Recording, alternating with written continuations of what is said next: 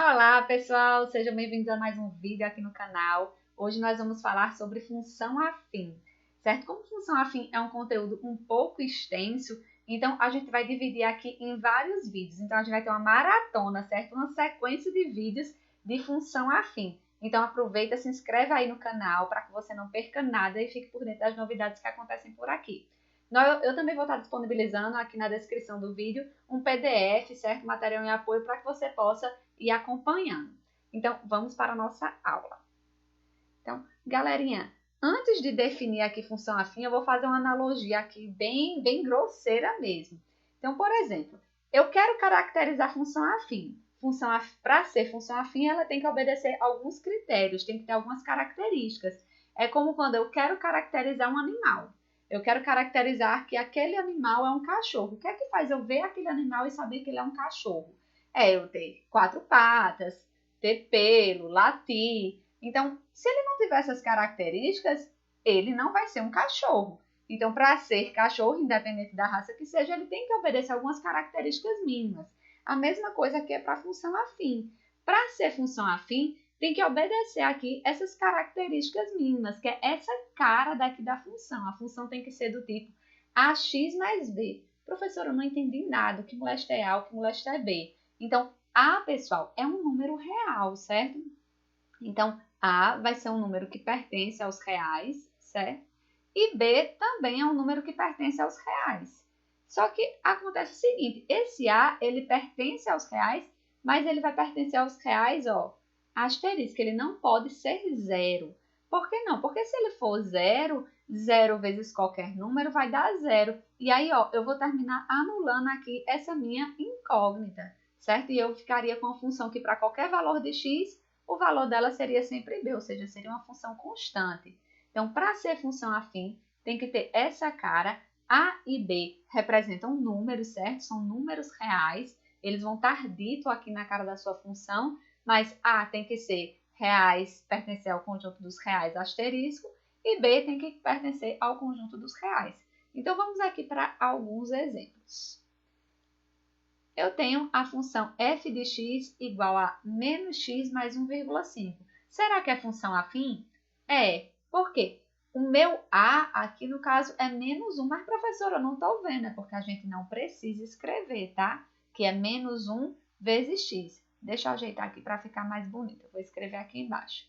Então, eu posso colocar assim, ó, que é menos 1 vezes x mais 1 meio. E aí eu digo a você, ó, que meu A é menos 1, certo? Que é um número que pertence ao conjunto reais asterisco, e meu B é 1 meio. E aí também é um número que pertence aos reais. Então, obedeceu às características de função afim? Obedeceu. Então, essa função, ela é dita uma função afim, porque ela tem todas as características. Aí aqui, ó, tenho f de x igual a menos 3 quintos vezes x. Então, é também função afim, ó. E meu A seria aqui menos 3 quintos e o B seria 1. Então, é uma função afim, ó. Veja que ficaria da cara, ó, ax mais b. Aqui, ó, ax mais b. Aí eu tenho aqui, ó, 5 vezes x. É função afim? Também é. O A é 5 e o B, quanto é? O B é 0, gente. Ó, ele não está aparecendo aqui, então eu posso dizer que o meu B é 0, porque 5x mais 0 é o próprio 5x. E aí essa função, ela também é afim? Sim. Aí agora eu vou misturar, certo? Aqui alguns exemplos de função afim para a gente poder identificar quando ela é afim e quando não é. Então, bora lá. Eu tenho f de x igual a x sobre 2 menos 3. É função afim? É sim, gente, porque eu posso escrever isso aqui, ó, da seguinte forma.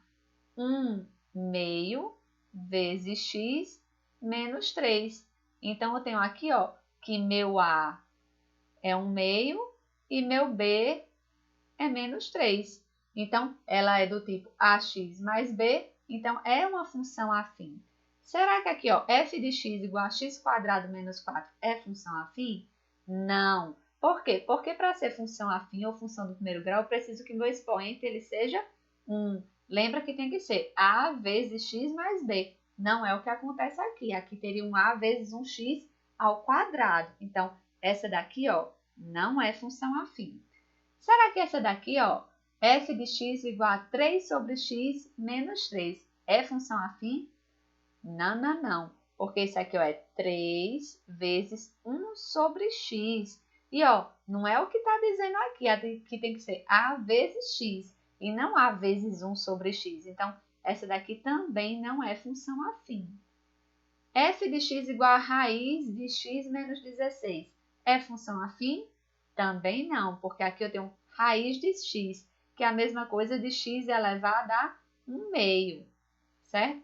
Então, isso aqui não seria função afim, porque o expoente tem que ser quanto? Tem que ser 1, expoente de x. Aqui eu tenho f de x igual a raiz de 2 vezes x. É função afim? Sim. Mas, professora, tem esse raiz aqui, mas esse raiz de x, esse raiz de 2, ele é o meu A, ele é um número real. Veja que o meu x aqui, ele está elevado só ao expoente 1. E quem é o B? O B é 0. Aqui, ó, eu tenho f de x igual a x menos 1 sobre 2. É função afim? Também, porque eu posso dividir isso assim, ó, em 1/2 vezes x menos 1/2. Então, meu A seria 1/2 e meu B seria menos 1/2. Então, é função afim. Tudo bem, pessoal? Mas, professora, e para que serve função afim no nosso dia a dia? Então, vamos aqui para alguns exemplos, certo?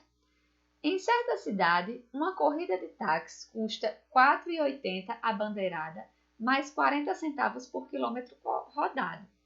Como calcular o preço a ser pago? Então, eu tenho aqui uma situação, pessoal, que eu vou tentar escrever ela matematicamente. Eu vou tentar fazer uma modelagem matemática, certo?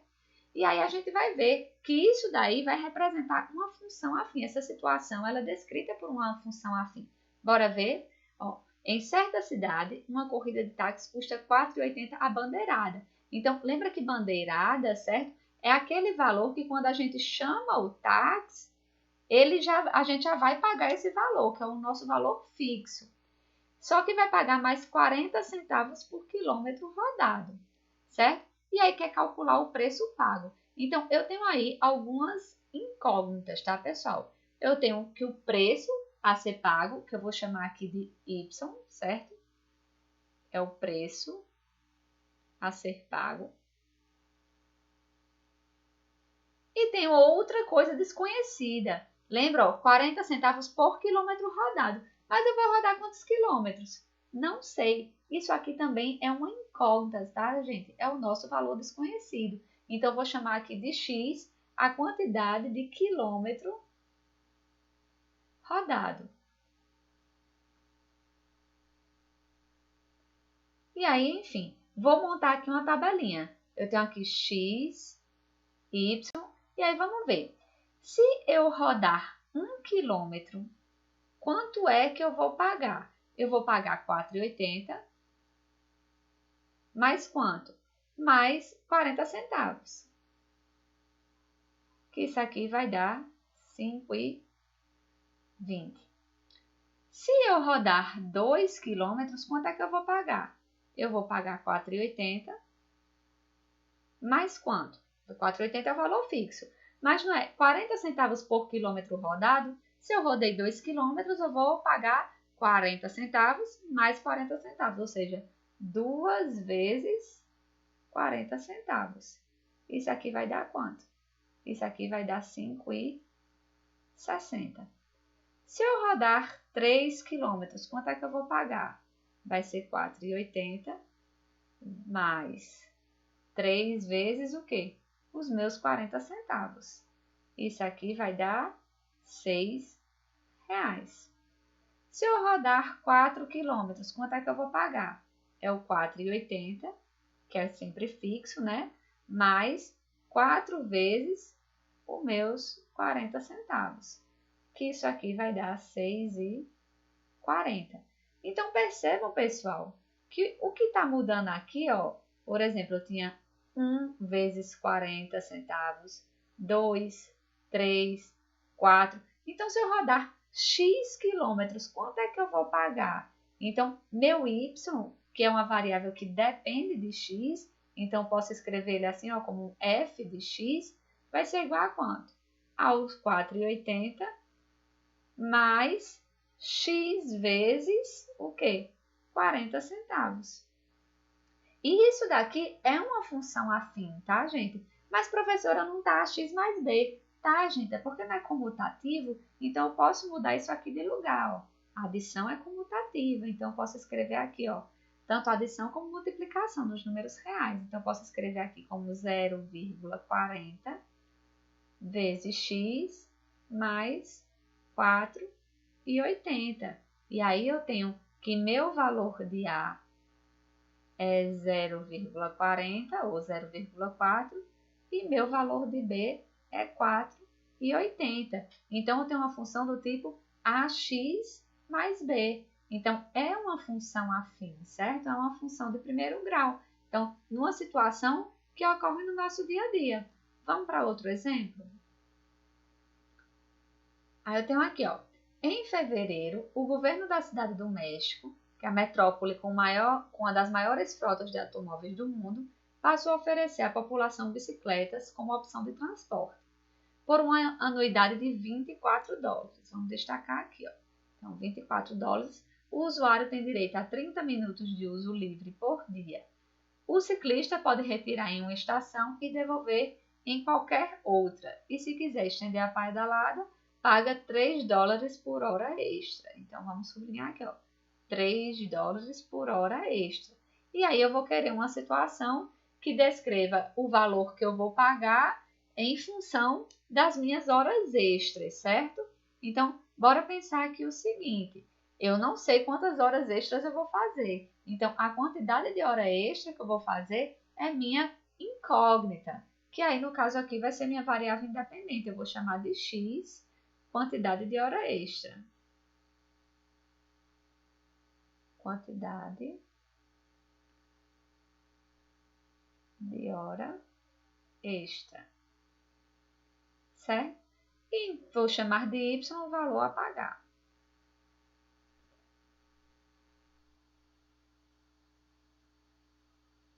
Então, vou construir aqui a minha tabela, ó, x e y.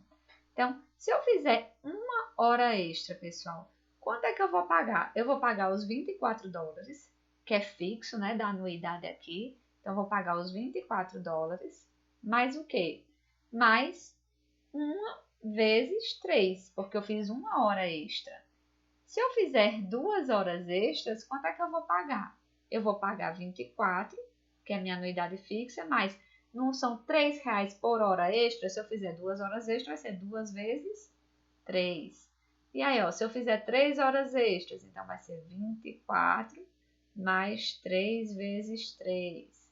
Se eu fizer 4 horas extras, então vai ser 24 mais 4 vezes 3. Então, note que o que está modificando aqui, ó, é a minha quantidade de hora extra, que eu vou chamar o quê? De x. Então, se eu quiser descrever isso de maneira genérica, meu y vai ser igual a quanto?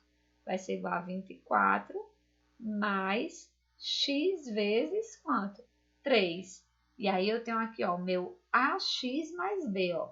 A, certo? Que é o coeficiente de x, ax mais b, que é aqui meu termo independente. E isso daqui é uma função de primeiro grau, certo?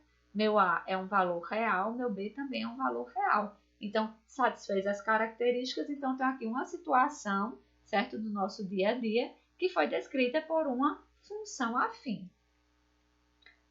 E aí, e se eu quiser colocar essa função no gráfico, professora, o que é que eu vou obter? Então, vamos pensar o seguinte, eu vou colocar aqui só uma função, certo? Fora de contexto, para a gente só analisar como é que seria no gráfico. Então, eu tenho aqui, por exemplo, eu vou colocar aqui meus valores de x, meus valores de y, e aí eu vou colocar aqui alguns valores para x. Por exemplo, menos 2, a gente já sabe como construir gráfico. A gente atribui valor a x para encontrar valor de y. Então, eu vou construir aqui menos 2, menos 1, 0 e 1. São os valores que eu vou atribuir a x para descobrir meus valores de y. Então, vou testar aqui, ó. Onde tem x, eu vou substituir por quanto? Por menos 2. Então, 2 vezes menos 2 dá menos 4. Menos 4 mais 1, menos 3. 2 vezes menos 1, menos 2. Menos 2 mais 1, menos 1. 2 vezes, agora o zero, ó. 2 vezes 0, 0. Mais 1, 1. E 2 vezes 1, 2. Mais 1, 3. E agora eu tenho meus pares ordenados que eu vou marcar aqui no gráfico. Lembrando que esses valores de x, eles são aleatórios, tá? Então, eu escolhi esses para ficar mais fácil aqui de eu desenhar. Então, quando x for menos 2, o y vai ser menos 3. E aí eu vou ligar aqui. Quando x for menos 1, ó, aqui o x menos 1, o y vai ser menos 1. Então, eu vou ligar aqui. Quando x for 0, o y vai ser 1. Então, vou colocar aqui. E quando x for 1, ó, o meu y onde vai ser? Ó, vai ser 3. Então, eu vou marcar aqui. E aí, agora eu vou ligar esses pontinhos. Eu deixei aqui escondidinho uma retinha, uma régua, tá, gente? Para ficar bem bonitão aqui no nosso gráfico. Então, vamos lá. Traçar meu gráfico. Opa! E aí, eu tenho aqui essa função, certo? Que o gráfico dele dá para a gente entender que seja uma reta, certo? Liguei aqui meus pontinhos. Tranquilo? E aqui eu tenho uma função que percebam que para valores de x que eu estou aumentando, ó, estou aumentando meus valores de x, saiu de menos 2 e foi até 1, então eu aumentei meus valores de x. O que aconteceu com meus valores de y? Ele também aumentou, né? Que saiu de menos 3 e foi para 3. Então, quando eu aumento o x, o y aumenta. Essa função, ela é dita o quê? Ela é dita crescente. Então, eu tenho uma função aqui que é crescente. Tranquilo? Vamos para outro exemplo. Eu tenho aqui, gente, o gráfico aqui dessa função, certo? F de x igual a menos x mais 2. E aí, vou construir aqui meu x, meu y, minha tabelinha. E aí, vou atribuir aqui valores a x e valores a y. Aqui eu escolhi, por exemplo, menos 1, 0, 1 e 2, certo? E aí, vou agora substituir. Quando meu x for menos 1, então preste atenção, vai ficar menos 1, vai dar 1. 1 mais 2, 3. Tá? Então, para quem não entendeu, ó, fiquei aqui, eu vou calcular. F de menos 1 vai ser menos, que é aqui da função, certo? Aí o menos 1, que é meu valor de x, mais 2, é o negativo com negativo, ficou positivo. Então, ficou 1 mais 2, que é 3. E aí eu tenho aqui agora esse valor para y. Quando meu x for 0, então 0 mais 2, 2. Quando meu x for 1, então vou substituir aqui, vai ficar menos 1 mais 2, vai ser 1.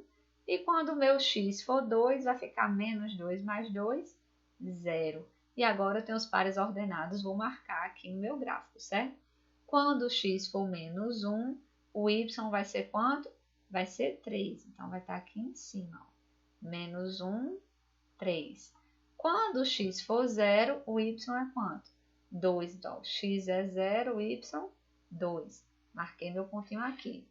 Quando o x for 1, o y vai ser quanto? Vai ser 1. Marquei aqui.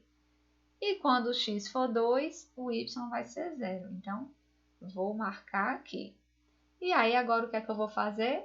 Eu vou traçar o meu gráfico, que eu já deixei aqui escondidinho para vocês, para a gente não perder tempo. Então, ó, vou só colocar aqui. E aí, nós temos também uma reta. Só que nesse caso, percebam o seguinte. Quando eu aumentei aqui meu valor de x, ó, note que saiu de menos 1 até 2, então eu caminhei daqui para cá, o meu valor de x aumentou, né? Eu estou aumentando o valor de x. O que é que aconteceu com o valor de y? Ó, ele saiu de 3 e foi para 0, ó. Então, saiu daqui, ó, do 3 e chegou aqui no 0. Então, o que é que aconteceu com o valor de y?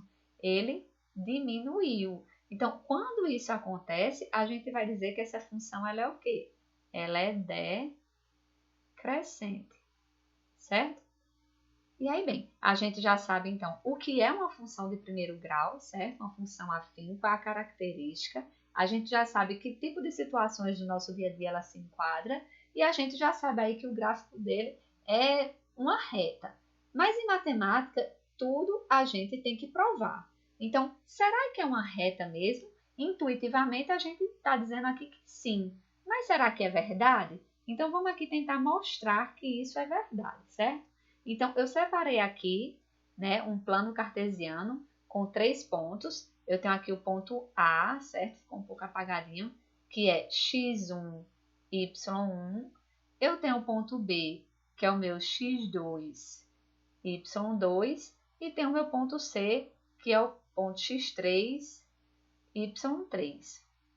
Aí, o que é que eu vou fazer para dizer que isso aqui é uma reta? Bem, eu vou primeiro escrever aqui quem seria meu y3. Meu y3, como eu já sei, né? Estou supondo que isso aqui é uma função do primeiro grau. Então, o y seria do tipo ax mais b.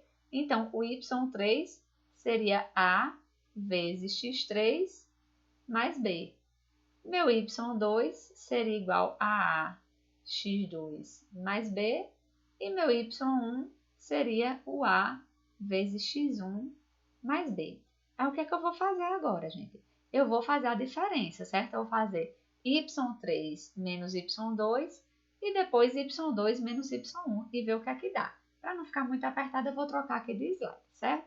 Então, vai ficar aqui, ó, y3 menos y2, que é igual. Quem é o y3? É ax3 mais b, menos. Quem é o y2?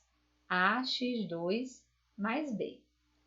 Então, isso aqui vai ser igual ao seguinte: y3 menos y2 vai ser igual a ax3 mais b. É aqui, ó, esse negativo ele vai trabalhar tudo que está aqui dentro desse parêntese. Então, fica menos ax2 menos b.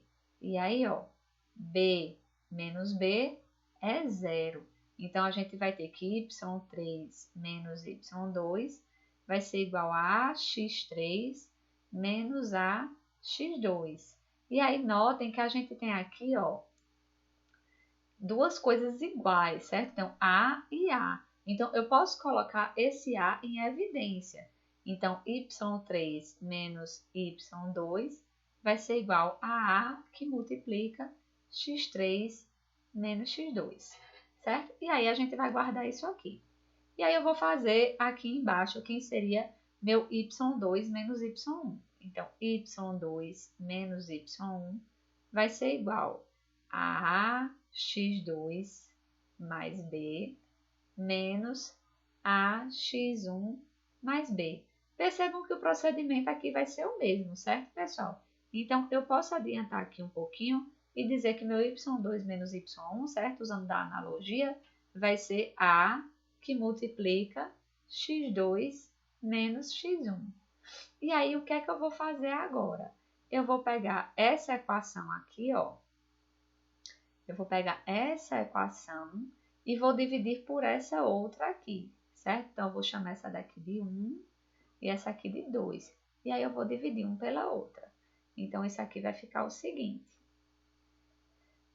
y3 menos y2 dividido por y2 menos y1 vai ser igual a ax3, a que multiplica x3 menos x2, dividido por a que multiplica x2 menos x1.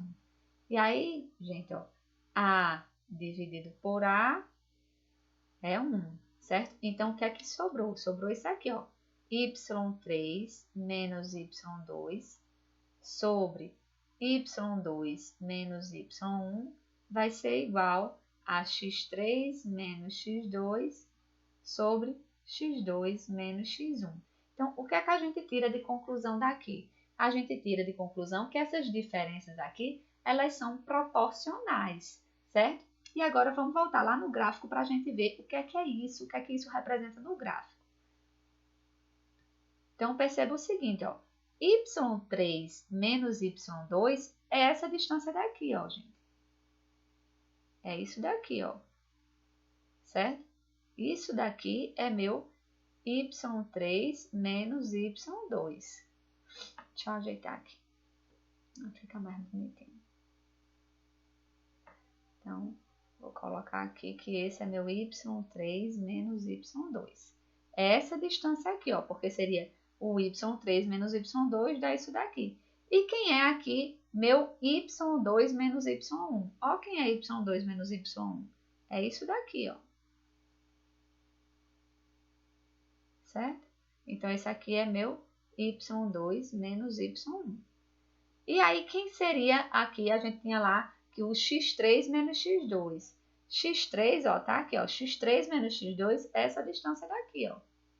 É isso aqui. Então, seria x3 menos x2. E essa distância daqui, ó, seria meu x2 menos x1. E aí, pessoal, a gente formou aqui dois triângulos retângulos, certo? Então, tem aqui o ângulo de 90 graus. E que a gente sabe que esses lados, eles são proporcionais. Então, pelo caso de congruência de triângulo, de semelhança de triângulo, a gente tem o caso lado, ângulo, lado, né? Esses ângulos daqui, a gente chega à conclusão que esses triângulos, eles são semelhantes, certo? E aqui, esses ângulos aqui, então, são iguais. Eu tenho um ângulo alfa e ângulo alfa. Logo, esses três pontos, eles estão alinhados. E esse gráfico, ele é uma reta, certo? Que intuitivamente a gente já sabia, mas que a gente precisou demonstrar. Então, é uma reta. E agora a gente pode concluir que toda função do primeiro grau, que tem a cara aqui, ó, ax mais b, o gráfico dele vai ser uma reta. E vai ser uma reta que é ora crescente, ora vai ser decrescente, certo? Deixa eu me ajeitar aqui, me diminuir para vocês poderem ver o que é que está acontecendo. Então, eu tenho o seguinte, que f de x igual a x mais 3, certo? É uma função de primeiro grau, uma função afim crescente. E f de x igual a menos 2x mais 1 é uma função decrescente. O que é que vai dizer que ela é crescente ou decrescente? É o meu valor de a, gente. Então, veja que aqui o meu a é 1, é um valor positivo. Então, quando o meu a for maior que 0, essa função ela vai ser crescente. Vou botar aqui. Crescente. Quando o meu a, perceba aqui ó, que meu valor de a é quanto? A aqui é igual a menos 2, é menor que 0. Então, quando o meu a for menor que 0, essa função aqui ela vai ser dita decrescente. Certo? Então, pessoal, por hoje é só, certo? Espero que vocês tenham gostado do vídeo. Dá uma curtida aí e até a próxima.